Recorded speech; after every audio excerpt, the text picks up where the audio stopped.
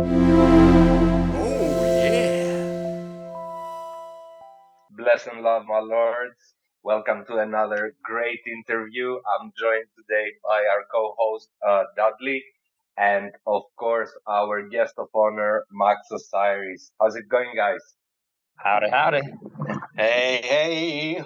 What's up, guys? Hey, hey, Hey. With collect. How's it going? How are we doing today, guys? Hey, you know better, man. You're hunting me with punk book all day long, man. I'm just falling off the computer now. Like it's done. I will be hunting you in your sleep tonight. Yeah. But this is gonna be epic, man. It's looking so amazing. Man, I'm so happy we have Max here today with us. What an absolute legend. Yeah. I have been a super fan of his art since I joined the space, basically. One of my first artists and points of contact that I looked at his art. And he also bought your Yeah. fucking gadgets, bro. the dude also bought like 15 out of 30, I can't remember, but we will get into that. How's it going, Max? Thanks for coming in. How are you, man?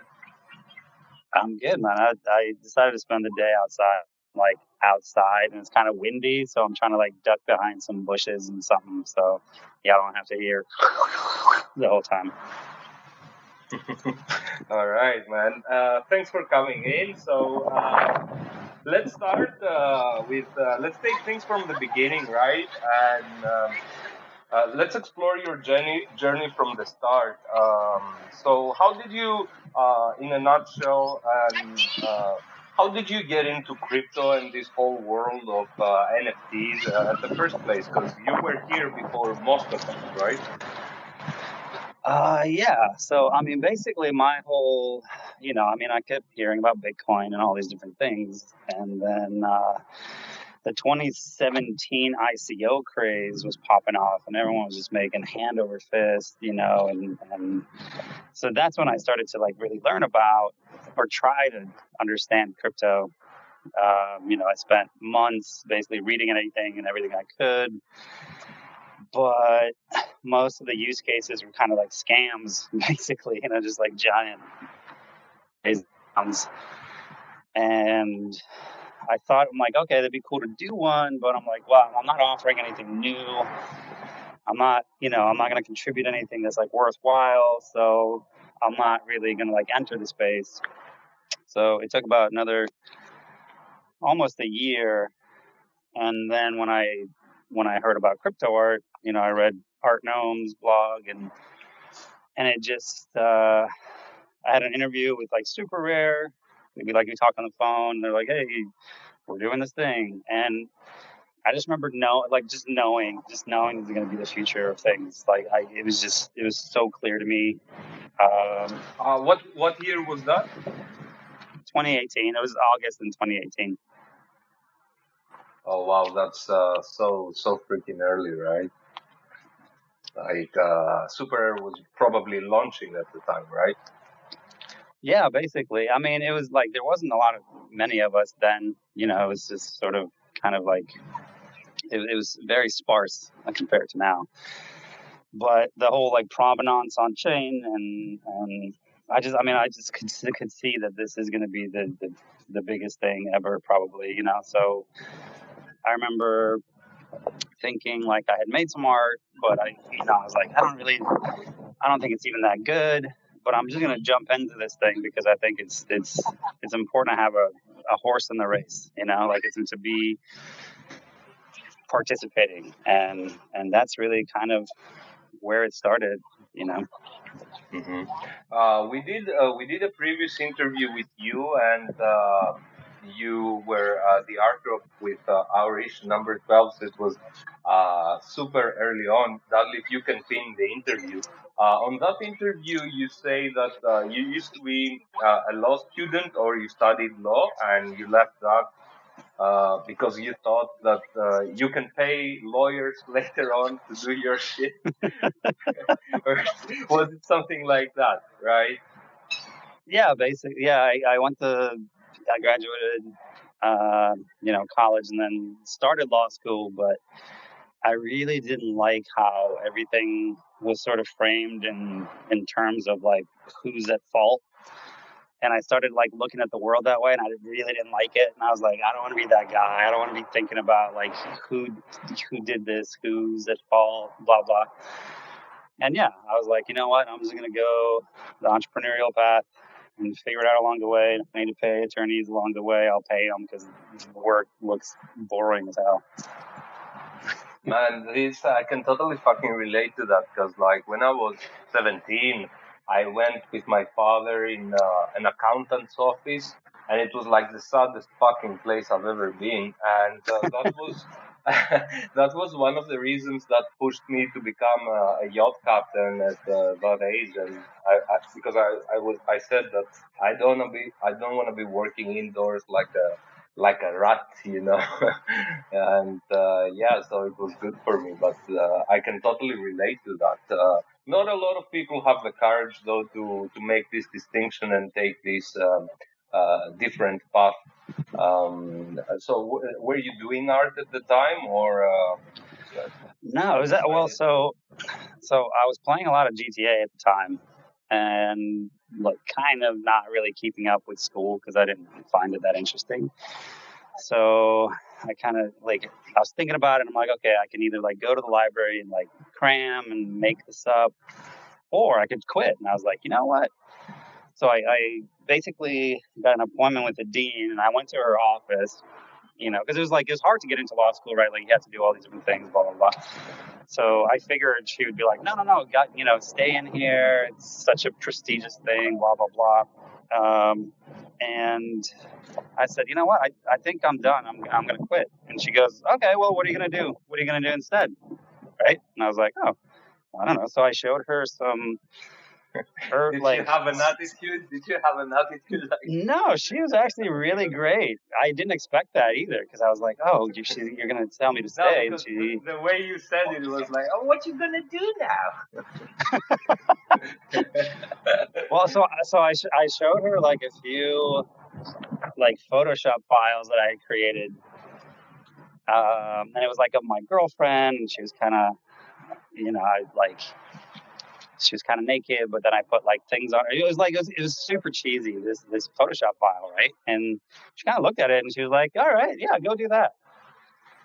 And it's funny now that I look back at it because it took me like 20 years to like basically create a career out of that thing, right? Which is graphics, which is art, which is, just a bunch of Photoshops and shapes and colors and whatnot. Mm-hmm. So you're dropping out of the law thing, and you show up in 2018 in the crypto world. And then what happens? How did you find your place in the space? How did you understand things? And how was it for you, the total experience coming into the space? Well, after I got onboarded to Super Rare and Rare Art Labs, which is now defunct. I don't think they exist. I think the art still does. It's kind of a weird thing, but do you have any releases there on Rare Art Labs, like Xcopy does, some like old pieces that are lost? Sorry, cut out a little bit. Yeah, I was saying, do you also have some very old Rare Art Labs pieces like Xcopy that are maintained somehow, or are they lost? Yeah, I think they're still there. I'm not sure who's maintaining that, but yeah, like some of my earliest experiments are there. I think I'm trying to figure. That's gold, man. We will be digging in.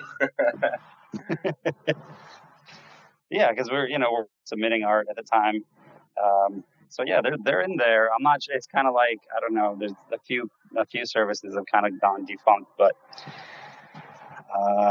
Super Rare has kind of been there the longest, I think. Other than when they try to claim that they were the first ones with royalties, and then Power Data had to school them, be like, no, y'all copied it from us. I don't know if you saw that recently. Yeah. So you're coming into the space 2018. Who was there with you? Rob Ness? No, Robinus didn't come until late 2019. I know he likes to say that he was there the whole time, but he just wasn't. It's factual.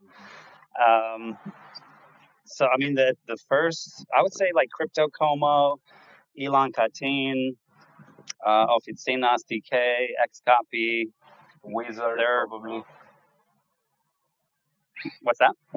Wizard of Wax, maybe. He was super early. Mr. X, I don't think he was there that I remember. Like, he kind of showed up like a little bit later. And he was, he was instrumental in probably 2019, 2020, definitely. Mm-hmm. Okay, I see. And when I first came into the space, you and Rob Ness were very good friends, and you were having a lot of fun. You could see on social media, kind of ride or die homeboys. But that relationship has changed a lot along the years. So how can you describe it from your perspective? It was, I mean, we kind of banded together because we were both banned from Super Air at the same time. And they were trying to ignore us and try to sort of not address it for a while. So it kind of became of like, hey, we're still here, you know. So we kind of, out of, I think, necessity, we sort of, and yeah, we did become friends over the years. And we did have a lot of fun sort of poking the bear and doing like the hot potato piece. That was like pretty big. We did have a lot of fun until, eventually sort of things shifted energies, I guess you could say. Why would you say that?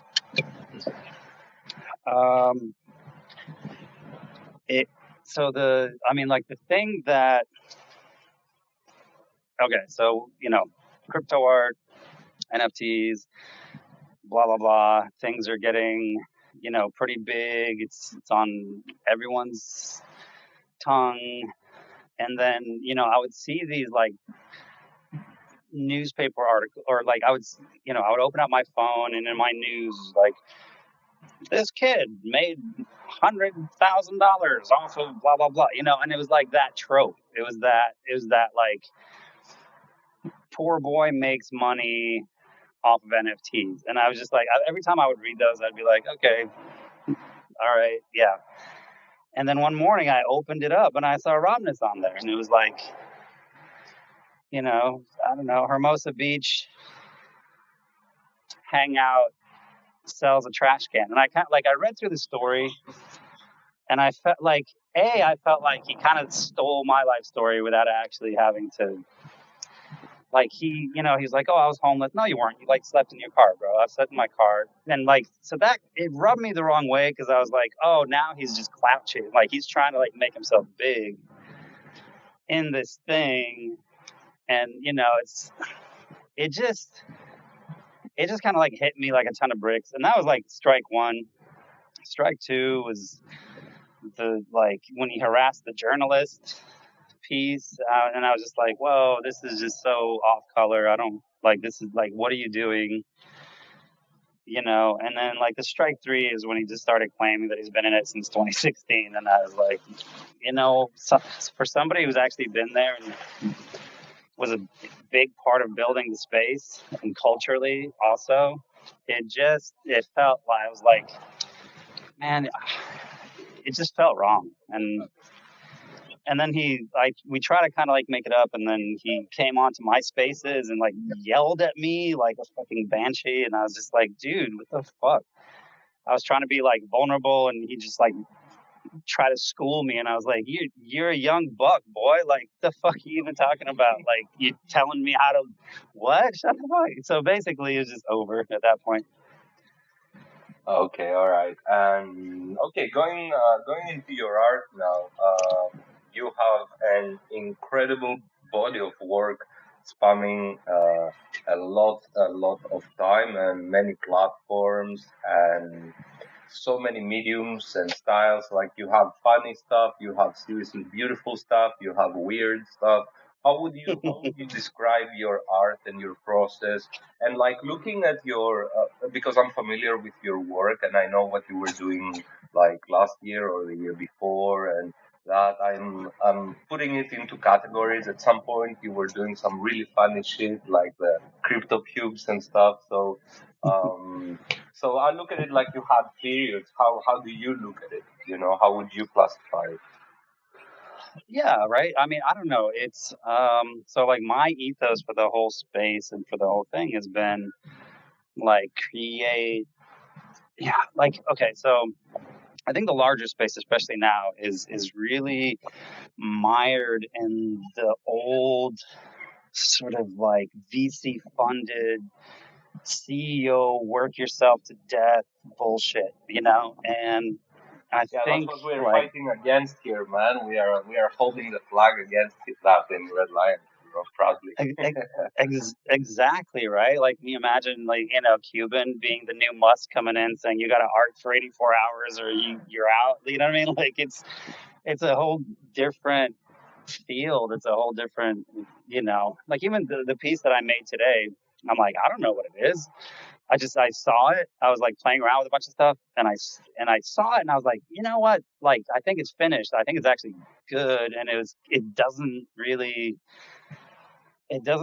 fit within any, and like there's certain collections, like even like Colin is really cool about trying to contextualize sort of like the series, because I have a ton of series running in parallel at all times, but it's not really like codified, right? Like there's it's certain like categories or certain types of visuals or things like that, and it's like a potpourri, it's like a smorgasbord of whatever it is that I'm feeling in the moment, that I want to express, that I want to put on, that I want to put out, that to me is just like the rawest expression of, and I've said this before, and I'll say it again. It's like being an artist is you make something and you say this is art, and then over time, if people are like, oh yeah, you're an artist and that's art, okay, cool, that's the new art, and that's kind of it, like it's really simple I that way. agree. I agree with that, and it reminds me of a tweet by X Coffee.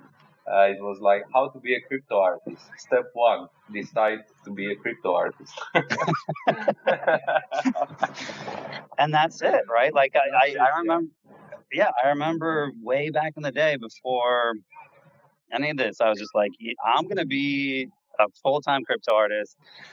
I don't care that no one knows what the hell that means, but I'm gonna prove the model basically and sort of become this thing, which is somebody that can create visuals in the media. Like it's such a, I mean, the whole space is so complex and weird and profound, and like the crypto art piece separate from the NFT casino mill that is pretty much manufactured by ye old Hollywood insiders these days, running tons of Discord groups and all that. I'm like, I don't know. Like, I think in 10 years is going to be a Beanie Baby.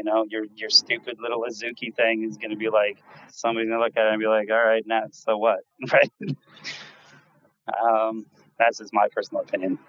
Yeah.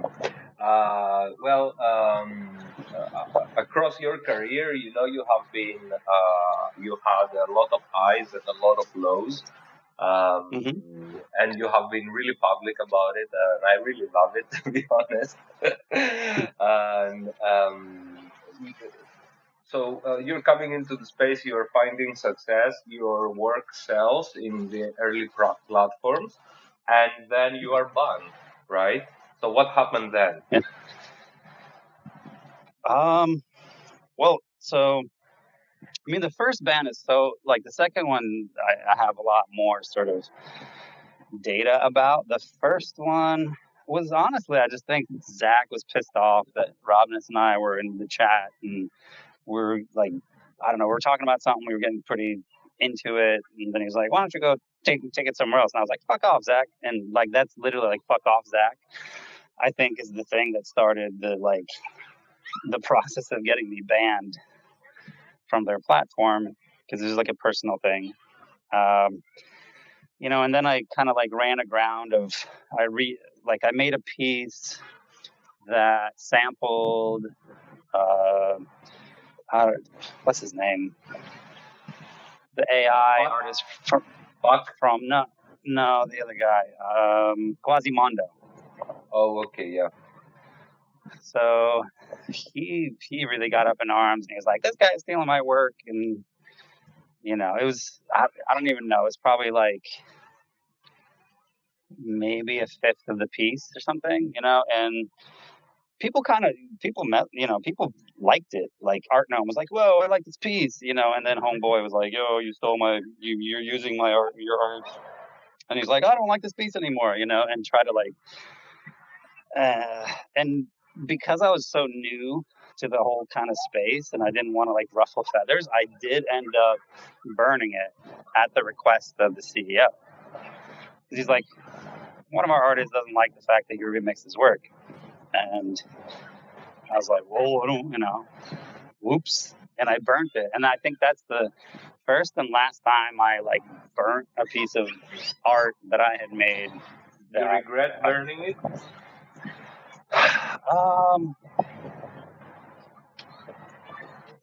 I feel like it's one of those things that probably happens to a lot of people where they don't want to ruffle feathers, so they sort of play along. Do I regret burning it? See, I don't really know, but I did basically get to sort of have my laugh about it, because when Rarible launched their platform and the Unlockables, I basically put the Unlockable original into like, and I basically self-censored, the piece because it was just pixels instead of. So, and that was actually like my first primary, like, 4-digit sale, which was kind of cool.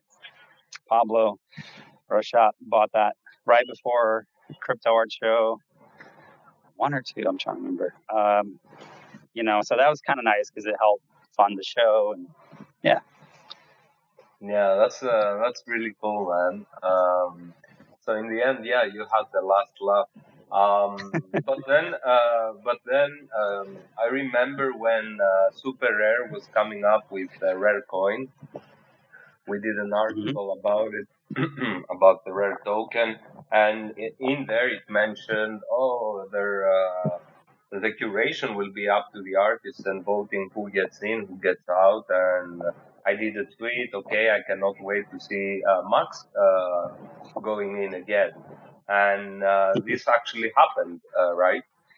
Yeah. It baffled me because I was banned twice. And I was like, there's no way anyone's going to put me back on. You know what I mean? Like, they learned their lesson. This is a big win. I think this is a big win for Super Rare because it proves that their system is good, and in the beginning they had the centralized curation, and this is how they were doing things. So emotions could have gotten in the way, but the moment it's changed, the people did the right thing immediately. And of course, you joined back in and you enjoyed it yourself. And on hindsight, how many artists have a tale like that to say, right? Right. Yeah. I mean, it's definitely a one-of-one situation. The sort of the twice banned, third time accepted, just by virtue of artists who thought that was wrong. And that was a touching thing because I wasn't really involved with it because I had this weird sort of, I don't know, Munchausen syndrome thing with Super Rare, honestly, because I'm like, I do think they're a good platform. I've had my beef with them; they've had my beef with me. So it's like it's not a clean relationship. And I got to meet them like a sticky relationship with an abusive spouse, right? Basically, yeah. Yeah. Okay, I see. But yeah, when we did the interview with you, you were on a bender or something. You were going to Las Vegas, and I don't know. It was crazy times back then, and I was like, "Oh, all right. This interview is gonna be so fucking weird, you know. And and then you did the interview, and I was astonished. I'm like, okay, this dude is an intellectual, you know. I was pleasantly surprised, you know. I was like, wow. I really didn't expect that, especially where he is right now and what he is doing. So how was that period of time? You had a lot of money, and then you publicly blew them all, and then you made money again. So how did you do all that? There's a lot. Like I feel like I did a lot to for the space in a sense. You know, like it like there's a whole period of time where I feel like I used all my money to just buy more art, and even though the gas prices were insane, they were like just hundreds of dollars at a time just for a transaction. I wanted to keep the space going, and I wanted to continue and basically, you know, like what's the analogy? You know, pump the water even though it's not going.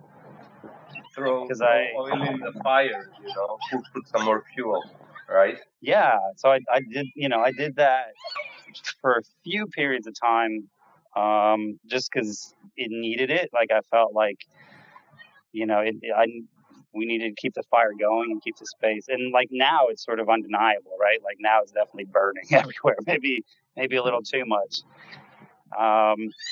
But it just, I don't know. Like the whole Vegas thing was kind of to show off like I had a lot of fun, right? But also it was just to sort of be, you know, show the promise of this thing. Like I don't know, I hope everybody kind of gets rich for a while and then realizes that's not really necessarily like, but you kind of have to go through the process to Yeah. even appreciate that that's not what it's about. You know. So what is it about then for you? It's about a fundamental shift in what we value as human beings on this planet. Like, it's about, so, I mean, there's a lot of threads here, right? But one of them that I was just thinking about yesterday a lot was if we can get out of the boredom consumption model and more into creation and sharing model, like, to me, that's a net positive for the world because, you know, somebody doesn't have to go get raw materials. I mean, like, that's still all happening, but I just think it's a healthier distraction for humans, right? Like, I'd rather have somebody be on their phone and buying like some JPEGs than going to the mall and buying a bunch of slave labor T-shirts or whatever. You know, like it's kind of it's an unfortunate sort of byproduct, I think, of just the stratification of humans. You know, like today I just read an article about how, you know, the Foxconn employees in China are being beaten because they need them to manufacture these like iPhone 14s, you know, that are going to be hot this Christmas or whatever. And it's just that's one of the things that like really gets to me is how unequal Yeah, people's man, I'm lives so are in pissed this we world. will not have iPhone 14s for fucking Christmas. I'm joking, of course, of course. I know, But right? But like it's in general, what you're saying is that you would love to see that society would be more oriented towards humanitarianism rather than consumerism, right? yeah, and then also have an opportunity to create, right? Which is so like I still to this day I meet people and I talk to them, you know, and they're like, "Oh, you're an artist," and "Oh, I could never create or I could never draw," you know, and things like that. And it's like I feel like it's just sort of culturally ingrained in people that they can't be creative. And I think it's one of those things that I think the more people who start making art, it's a healing process, right? Like it's actually really it expands your mind and it helps, heal trauma and things like that. And I think the more we encourage that, the better we all hopefully will be. Like now, when you put money on top of it, it gets a little trickier, even for myself. Like, it's damn, like, there's a lot of pressure on me internally and then probably externally a little bit too, to like keep creating things that, somebody wants to collect or so it's not perfect, but I think I don't know, there's like a deeper meaning to it. And I really do feel like that. Like when Crypto Art Show 1 was happening and Cypherpunk now came through, like there was something that we were attuned to on a deeper level. And I think it's still here, it's still there. If we can just sort of collectively maybe shun the ultra BS waterfalls of, rug projects, it's something I'd like to see us all sort of.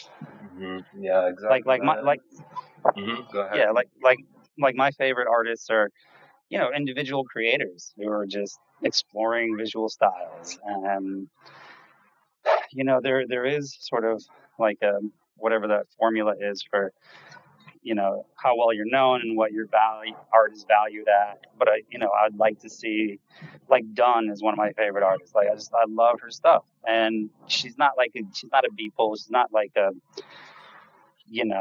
hype blah blah blah. But like her art, I think, is just like beautiful in so many ways, and I love collecting that, or Machine, or like these different artists who I think like have something really like special to them. But I think we all kind of do, and that's sort of one of the things, like democratize even sort of like fame, I guess, because a lot of people look at it as investments as well, I guess. Basically we're all trying to be X copy. Maybe. I really can relate to what you said earlier. And it's definitely our long-term bet with Red Lion. We are definitely oriented towards quality, and as everyone, we feel sad when we see that the spotlight goes there. But at the same time, it is our mission, for people like us and you and everyone to create this movement and band around the right type of stuff, and shift the attention there. So yeah, 100% can relate to that. I was going to ask you. You mentioned you spent a lot of money, and I remember you doing so on art and on buying other people's art. So you mentioned Dom and some other artists, but in general, what are your top favorite artists that you like to collect and buy their work? I would say Mamadou So. He's I have his 2020 piece, which I think is like the 2020 piece, but it's sort of, I ended up gifting it to another friend and then rebuying it back because I was like, what did I do? I just I gave away my best art. And I would say Dunn, like I said, Mamadou So. Elon Katin is an OG that I just I adore. I think his art is always evolving, and not in the like sort of people over commercialized bullshit way, but true sort of to the artist way. Man, who could I? Eli the Great. Collected some of his like photography pieces earlier on. Man, it's. I'm actually sort of masterminding like an art project probably for next year, and hopefully it'll surface more and more artists, because I think there's got to be some kind of like and Art Gnome is doing really good things for like Tezos based art and discovery. Like launched their tool. But yeah, it's like these networks of artists, and Basel's coming up in about a week, and I was there last year. I made it there like 10 days and then barely made it home alive. It was the whole thing. But like there's just the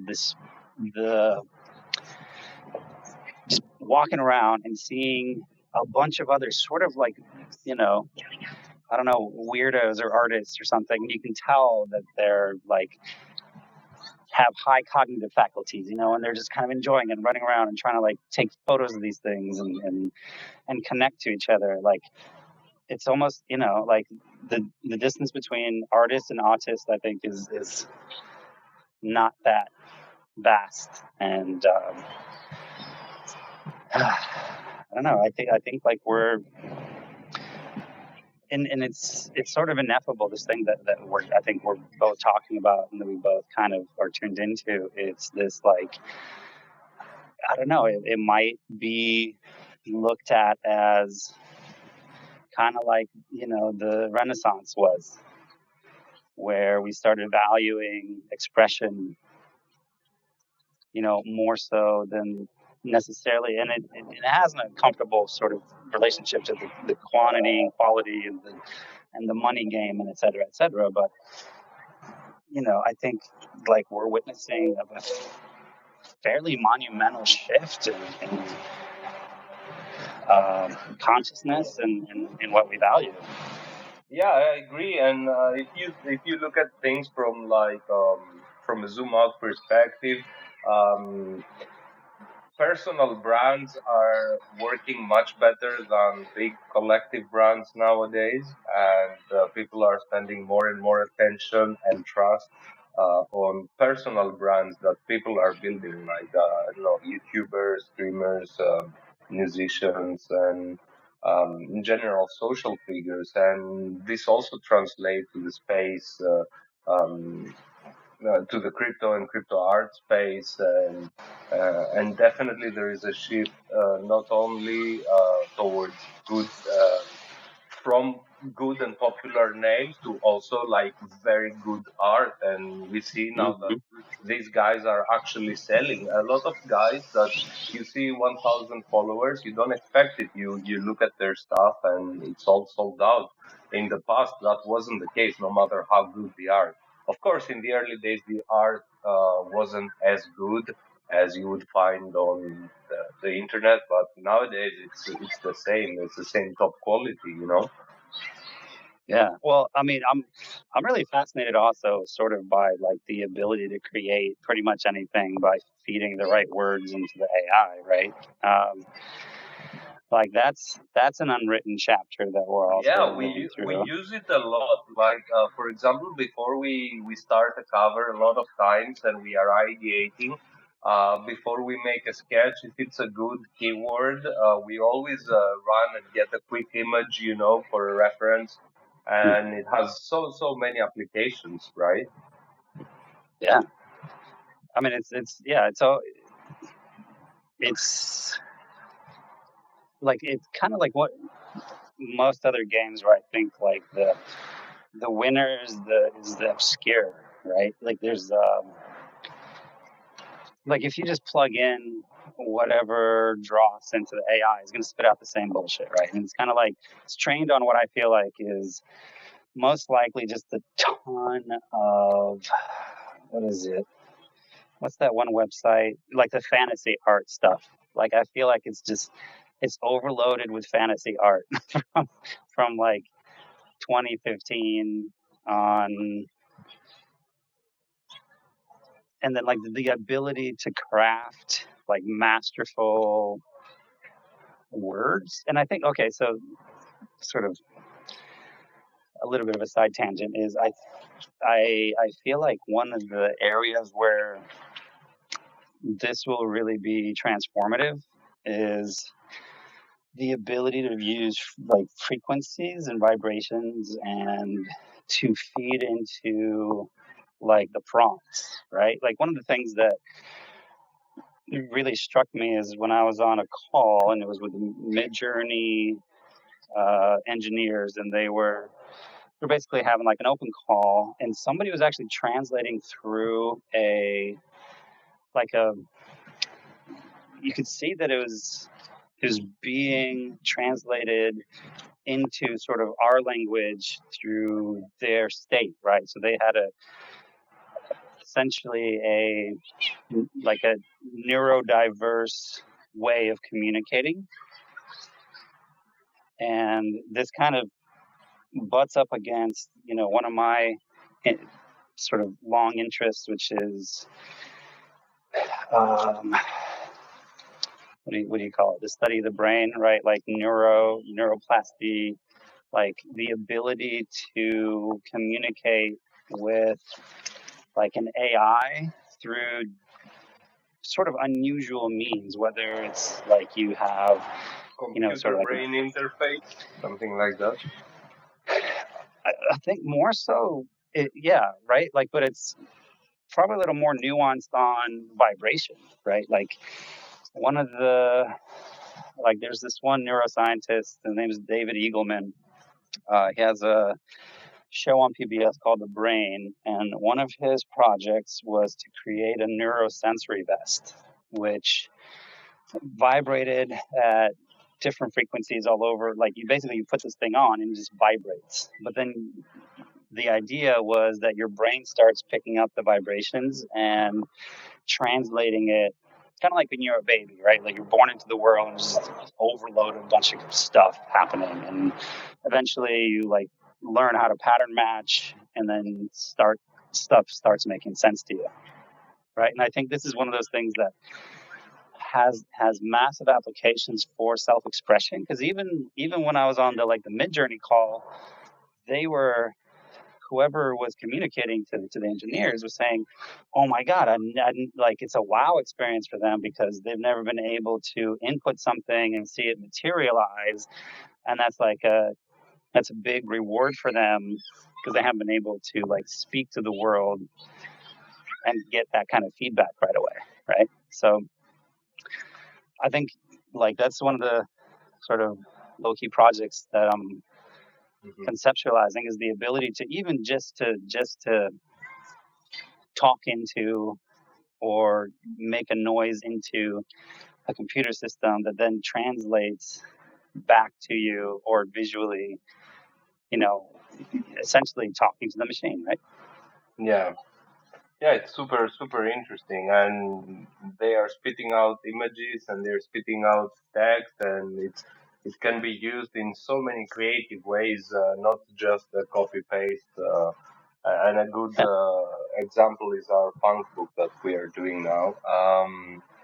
But what is your opinions? What are your views on the metaverse? I mean, for me, I don't like wearing a box on my head. I think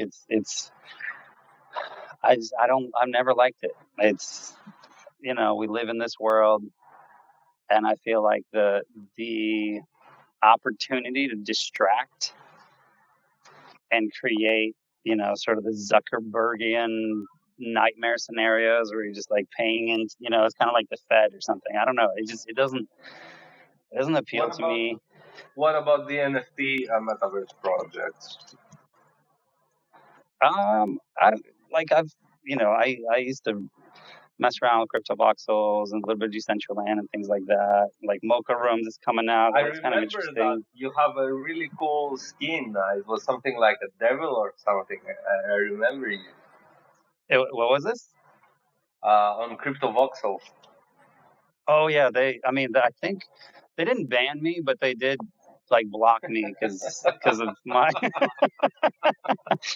and it was over like imagery of guns, right? And I don't know, it's one of those things where I just thought it was a reactionary, sort of move after, unfortunately gun violence is a whole thing, but it's like how do you ban a topic from art? And I think it's one of those things where it's hard to do that because then you're basically silencing expression. Do you believe there should be any censorship in art? Or in any form, I mean. I think art and censorship are like bedfellows, and I think the good art, or the art that I think is especially poignant, is art that challenges the preconceptions of what's allowed or sanctioned by the institutions, you know. It's one of the reasons I really appreciated Inner Space Gallery in LA, where we had the first show. It's because they would have art shows that would make you feel a certain type of way, you know. It'd be very sexual or it'd be very provocative, or you know, and it's like that feeling. I don't know, you know, you walk into an art show and you're like, oh wow, I didn't expect that at all, you know. And I think that's one of the functions like really good art serves. You know is what to, I have in like my break mind? boundaries. Imagine an art show, an NFT art show with a ton of neckbeards and asking them to be sexual. That would be that would be something, right? But yeah, I think I vaguely remember this one. You were posting a lot of stuff about it back then. But I think your Twitter also has been banned and you started from scratch again at some point, right? Yeah, I'm sort of, you know, at the mercy of Lord Musk if he unbans all the accounts. That's kind of like a conversation now, right? And it's, I don't know, I had to. It was a shock to sort of have my entire social graph just deleted, you know, on someone's whim. And I think this is one of those topics, one of those conversations that we should be having more of. So the first two times, I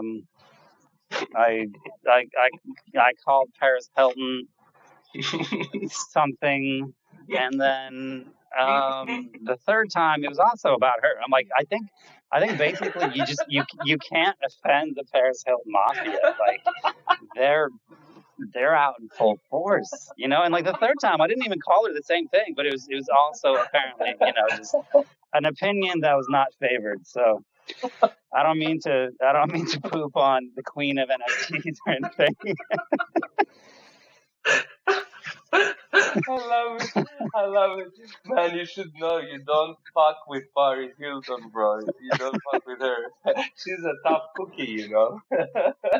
She's got a LACMA exhibition, everything. And actually, you know, I mean, I think she's doing a lot of stuff, especially for like abuse and things. And like, I totally, I don't know. You know, I don't like big icons, and I think that's one of the things that I've tried to not become, because I was on my way there. I'd be like a Beeple or something, you know, and I'd have to go on like a late show and be like, yeah, this cool monkey is great, you know. I don't know, like that whole thing. I'm just not into it. Yeah, I'm also very anti-establishment type of person, but I'm trying to be more approachable at times because I know this can feel weird at people. But I didn't expect you to be banned 3 times because of Paris. She's got an army, man. I mean, I haven't, I don't mind Taylor Swift, but I would imagine it's probably like that with her too, you know? And then what you do? You go make new account, first person you follow is Paris Hilton, right? Isn't it? Oh my god, that's crazy, man. Oh, that teared me up laughing. So crazy. I didn't know that. I just remember you had a lot of followers, and then I see you back at 2K, and then I saw you at 5K, then at 1K again. I was like, yeah, what is going on here? Yeah, we have to ask Lord Musk, I guess. Pray. What do you think pray is going to happen with Twitter? times. Are you optimistic with Elon getting Twitter? I mean, I think as a precedent, it's terrible because it's, you know, it's, but maybe a little more obvious than most, where, you know, Bezos buys the Times. You know, it's like these dudes, they want to control the full information about them and other things that they care about, and I don't like that. I think it's so. Don't you think there's a big difference in this particular situation where Elon buys Twitter versus you know, because like he hasn't been active at all in the social media industry, the newspaper, the news industry, and yeah, this was, as he's saying, he bought it to do something good with it, and we all know this cannot happen in like 20 days. But do you think that this is not the case? That this is just another narrative?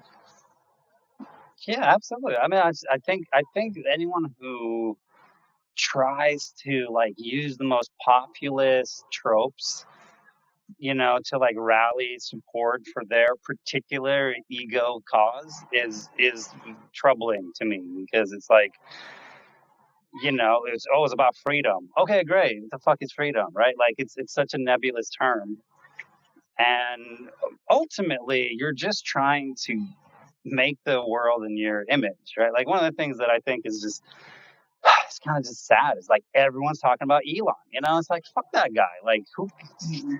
The world is way more interesting and diverse than that one narcissist, possibly psychopathic, man machinations for wanting to be king of the world, right? Like it's just I don't like it personally, but we're all basically now fed it, or like that's our feed.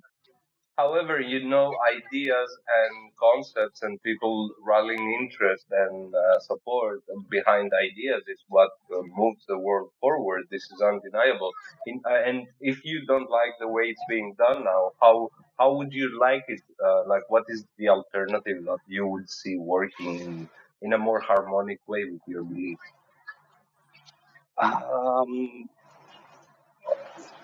Just very simple, such concentration in very few hands of centralized people or entities. Like I think that's there was something much better, I think, about the world where Musk existed, yes, and he was a big figurehead, yes, or whatever, but then he wasn't also now in charge of the mouthpiece through which all of that runs. Like it's kind of like the thing of monopolies and stuff. Like they're pretty terrible, just generally speaking, but everyone tries to become a monopoly, right? Or everyone who is power and money hungry and maybe wants to silence some book that wouldn't make them look very good, will buy the service to do that. It like I and Twitter is this thing. It's like there's nothing else like it, right? I mean, like there's Tumblr and there's blah blah blah and there's whatever the Kanye service wanted to buy. Like there's these like fringe little things, but nothing is quite like Twitter. And I think it is approaching a sort of public utility sort of thing that deserves more than just one man's dictatorial sort of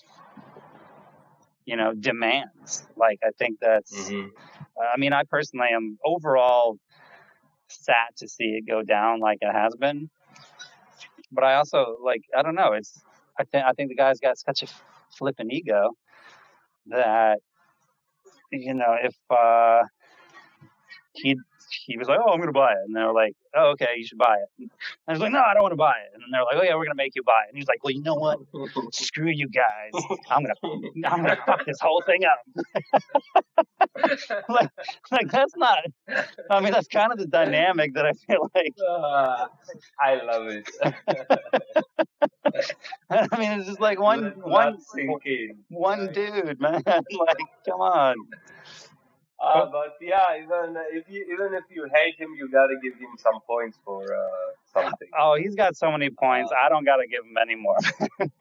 Yeah, okay, fair. And all the sycophants that are, I don't know, they're trying to get like the Musk cookie points or something. I don't think that he cares all that much, honestly. But people are like, yes, this is our dear leader, and you should not question him. And I'm like, whoa, okay, that hasn't really worked out well historically.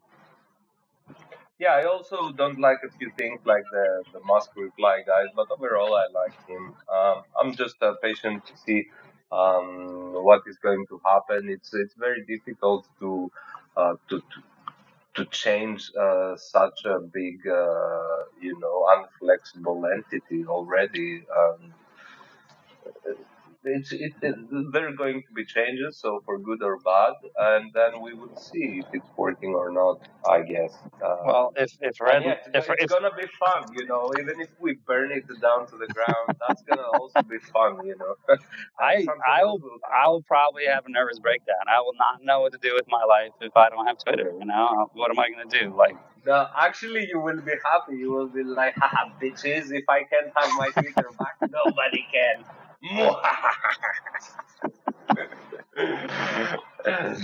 but yeah, it will be a big blow for everyone, man. We will see. We will see. I don't think something like that will happen. That will yeah, be I the think it'll be first all right. internet super crisis, but we will see. We will see. It's definitely super interesting. Now let's move to the future for Max. What are you planning? What are your plans? What are your collections that you're putting out? Where can we find your work nowadays? So because your Twitters are getting banned constantly because you're fucking with Paris Hilton a lot. So we need to know where you're putting this art, man. I mean, it's my abusive wife, Super Rare. She controls. That's where most of my art's going. And I don't really plan a thing. I kind of 10 years ago, I decided to like live this life experiment where I replaced the prefrontal cortex parts of my brain, which are like used for planning and normal sort of life things. Decided to just like fill it with a bunch of just, I don't know, nonsense. So I don't really plan, which is it's whenever I'm trying to like do a show or something, it gets a little tricky because I'm like, okay, well, I should probably plan a little bit of this. But I just kind of try to just take it in the moment, like whatever comes. I don't know, like I feel like I've kind of, and honestly, I've just been sort of depressed for a while, a little bit, like I go through my phases and I'm trying to like minimize that, but it's actually been like terrible, right? And in moments where I'm just like, How are you doing now? How are you doing now? What's that? How are you doing now? You feeling good now? The vibes are not coming through here. Yeah, Can you ask that again? Yeah, you said you were feeling a lot of times depressed, and I'm like, how are you feeling now? Is it now a good period for you? Today is good, man. Like, I feel like these kind of conversations really are sort of soul nourishing for me, to talk about things that we're engaged in with people who care. Like, I feel like it's soul food for me. So I was a little, For sure, it's very nervous, kind of. therapeutic. Yeah, but it's always really rewarding for me just to kind of, speak about things in voice. And so today is good, One step at a time, right? Yeah. You don't plan, you just take whatever day comes. I like it. I'm also a little bit messy and unorganized. Dudley will definitely say so.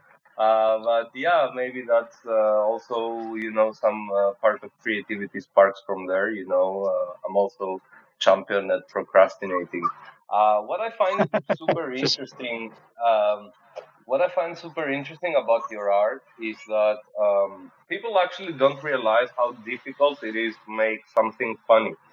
Like some of thanks. the ancient, one of the ancient Greek writers that was writing comedy said that the most difficult material to write is comedy. It's incredibly difficult to to invoke a laugh reaction, and I think your art moves very elegantly between sometimes being funny, sometimes being caustic, and sometimes being fine art. What we bluntly say as fine art, something more. of an eloquent concept, you know. So how do you do all that? How do you move from one thing to the next, and how do you come up with these super funny concepts? I would have to say fairly regular use of psychedelics whenever I can. I think that's the most efficient way to get out of like a rut that there What sort of ever was. psychedelics are you using? Mostly mushrooms. I would say like mushrooms are like the best thing ever. Okay, You know, I read some studies recently because there's new stuff coming out about usage and species and dosage and medical benefits, and it's incredibly super interesting. And I really want to order a kit and grow myself a few of them and try it because like last time I did it, I was 18 years old. I was like, ah, let's get fucked up, you know. So yeah, it's I do really do think that with all the problems we're facing as humanity, it is probably the cure or the step towards sanity. You know, because I think we're all sort of indoctrinated in all these different ways, and we don't even realize it. And it's one of the tools that kind of helps break apart the boundaries that told are absolute that we can then sort of see as optional. You know, like there's a book called Finite and Infinite Games. It's kind of dated, but it's really interesting, and it's sort of like a meditation and a treatise on finite games and infinite games.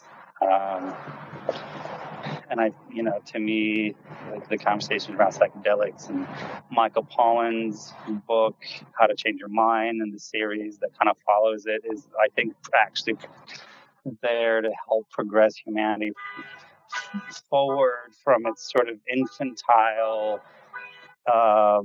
dominator culture wanting to control everybody's like access to altered states of consciousness. And I think altered states of consciousness is where a lot of like profound breakthroughs come from, no matter what field that you're in.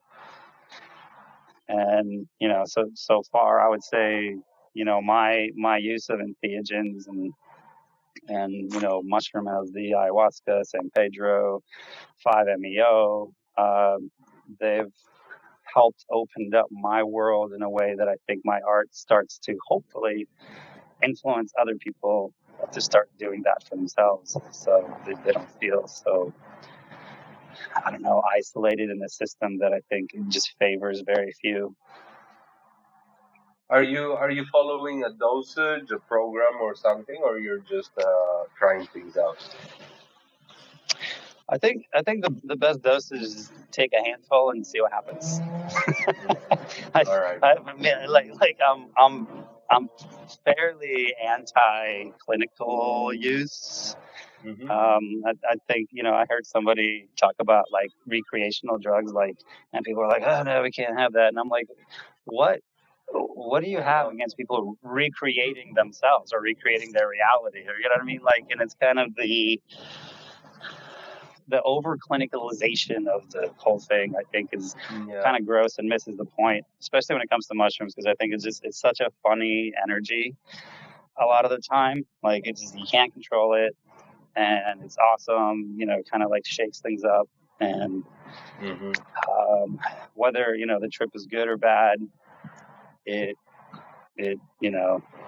helps shake the sort of pre-prescribed, culturally mandated models of reality loose enough for you to hopefully, and I think just as like it's Colorado just decriminalized like personal use of like mushrooms and DMT and things like that, which I think is fantastic. And we need to just have we need more of that so people can actually start healing themselves rather than,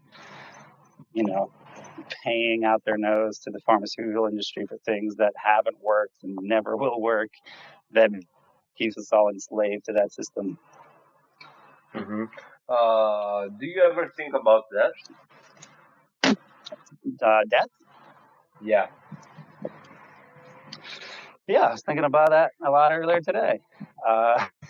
And sort of a interesting aspect of I think of it is that we're almost like banned from even speaking about it, right? Like people, uh, like there needs to be a little more, I think, space to express yourself, right? Like you can't like, oh, I'm gonna go commit suicide, right? Like that word, oh my God, holy shit, right? Like you can't talk about that. Like we're gonna lock you away, you know. And I think that's gross because I think we all kind of go through those periods and those things, and I think the ability to communicate these things are being shut down, and that's one of the things with like social media and things too is, and I kind of I get the people's impulse to want to control it or suppress it or say, oh, you can't say that, you can't say that, it might cause somebody blah blah.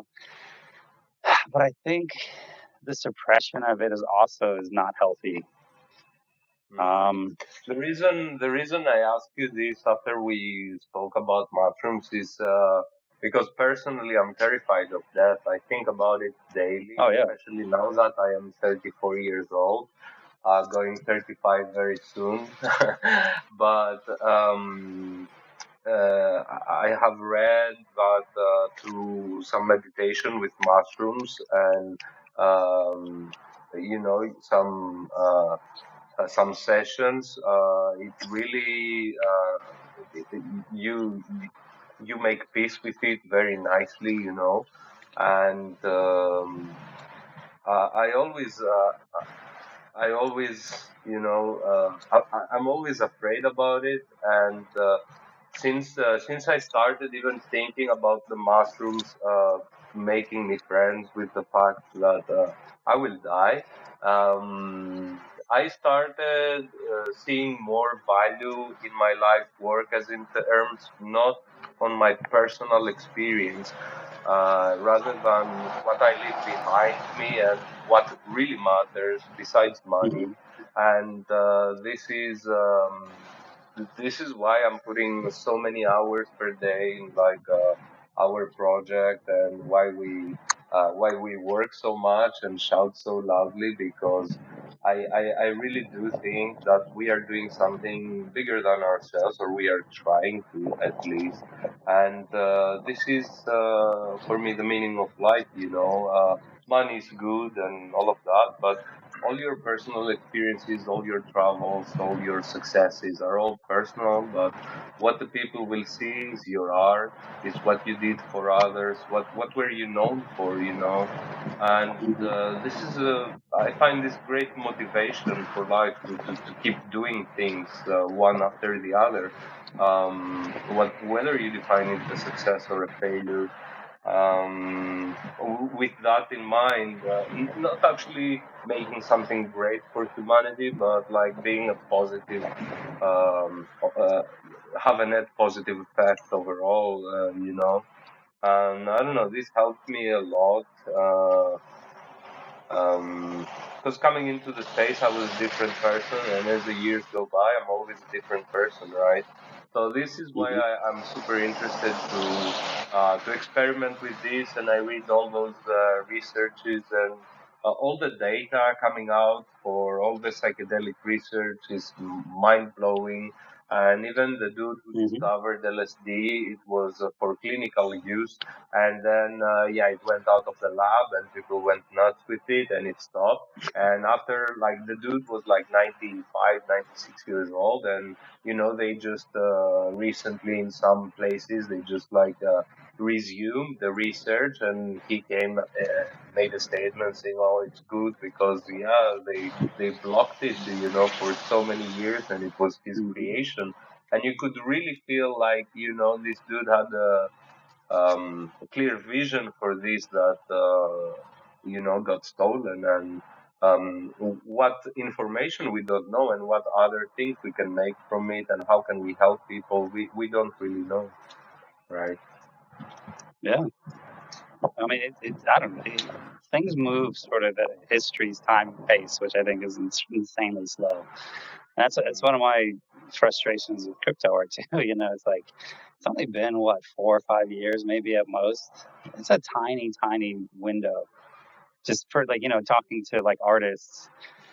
I think Jared Gagosian just posted something, and I think it's like the over sort of I don't know the over dramatization of the like overnight success. Like it's a lot more fun when you look at it on like a longer time frame, and I think we're all sort of, especially with social media, are encouraged to shorten everything. Make quick and fast everything. Everything's fast food, and I think that's one of those. There's definitely an allure to that, like getting rich quick. Like nothing fucking beats that. Like we can all agree to that, you know.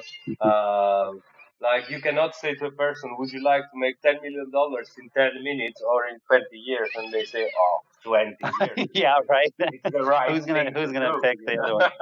Oh no, 20 years for me, it's the right thing. Well, because you're always dealing with the possibility of death too, right? Like you don't know if you're going to be here in 20 years. Although I think overall it's overstated. I think we're all like mostly going to be around for a while, which is maybe even scarier than the alternative. But also maybe an opportunity to sort of say, okay, let's say I'm here in 20 years. I know, right? Like I didn't think I'd live to be 30. Now I'm 43, and I'm like, okay, well, I think I still got a lot going. How do I want it? You are 43. You look like 20, man. What the fuck? What? From the images you post, you look so young. 43. Wow, that's crazy. I am 34 and I look 43. Yeah, the sun hasn't. I stayed a lot on the sun. See, I did. I was out in the sun for a while. I don't know. I might die of the sun. I think we all will eventually. But I don't know. I think the sun's been much misaligned. Doesn't really have a good PR team. People think it's not a good thing, but lo and behold, everything is powered by it.